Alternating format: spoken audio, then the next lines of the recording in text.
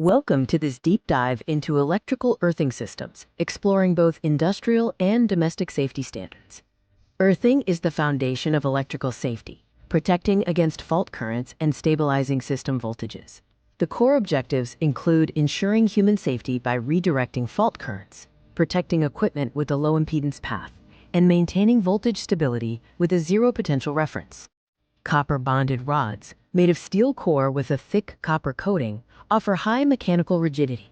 They are ideal for domestic and residential installations, with a specific resistance formula. Chemical earthing is known as the maintenance-free standard. It uses hygroscopic conductive compounds to maintain low resistance, even in dry soils, with a life of 15 to 20 years without refilling.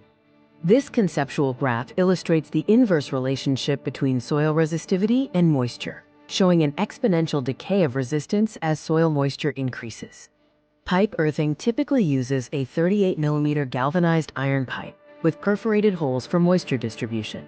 It requires manual watering and is standard for power distribution and heavy transformers. Earthing systems have specific resistance targets, while substations aim for less than 1.0 ohm. Generating stations require less than 0.5 ohm, and residential installations can be up to 5.0 ohms. Plate earthing uses a 600 by 600mm copper plate buried vertically at over 3 meters. It utilizes alternating layers of charcoal and salt to maintain low soil resistivity and is best for large transformers. Comparing the systems, rod earthing is easy to install, while plate earthing requires large excavation.